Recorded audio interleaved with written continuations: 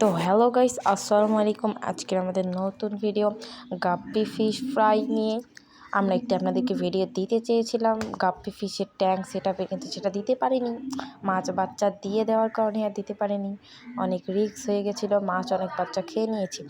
আচ্ছা, আজকে আপনাদের গাপ্পি ফিশের পুষ্টিকর খাবার মানে গাপ্পি মাছের পুষ্টিকর খাবার সম্পর্কে একটি ভিডিও দিচ্ছি। আপনারা দেখতে থাকুন ভিডিওটা, আপনাদের সম্পূর্ণটা দেখা। তো প্রথমে আপনাদের কিছু ডিমের কুসুম নিয়ে নিতে লাগবে, এটা গাপ্পি ফিশের সব থেকে ভালো খাবার। তারপরে একটি ছোট্ট স্টোন আপনারা নিয়ে নেবেন। ছোট্ট স্টোনটি নেওয়ার পরেই আপনারা দেখুন আমার মতো করে সুন্দর করে খাবার কুসুমটাকে একটু পেস্ট করে নেবেন, চাপ দিবেন তাহলে একটু পেস্ট হয়ে যাবে।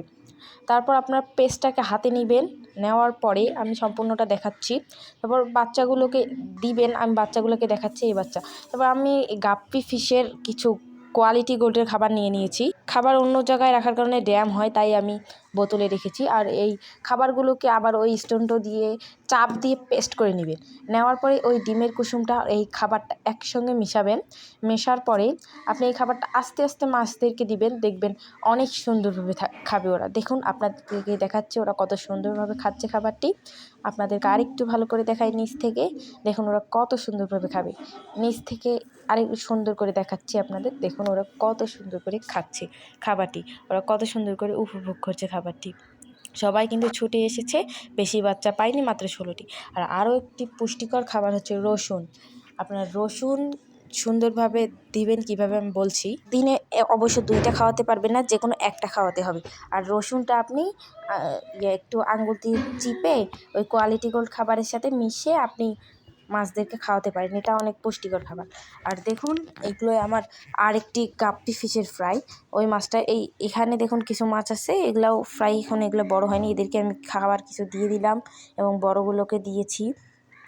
আর ওই মাছগুলোর হচ্ছে বাবা মা হচ্ছে এই যে এরা, দেখুন এই মাছটি কিন্তু বাচ্চা দিয়েছে এই 3-4 দিন হলো। ওরা এখনও খেতে পারে না, তাই আমি ওদেরকে খাবারটা দিলাম না। এই দেখুন এইগুলাই কিন্তু ওদের বাচ্চা, দেখা যাচ্ছে না। আর আগের ভিডিওতে অনেকেই জিজ্ঞেস করছিলেন এটা কিসের গাছ। দেখুন এটা কিন্তু একটি মানি প্লান্ট, এটা কিন্তু কোনো আর্টিফিশিয়াল না, এবং এটাতে শিকড়ও বেরিয়েছে। এটার নাম আমি জানি না, আপনারা জানলে কমেন্টে জানাবেন। আর এটার আমার একটি বড় আরও একটি আছে, দেখুন এটা আমি শিকড় অনেক বড় বড়, এটা আমি কিছুদিনের মধ্যেই অ্যাকোরিয়ামে দিব। এটা কিন্তু অনেক সুন্দর হয়েছে, এটাও আমি অ্যাকোরিয়ামে দেবো।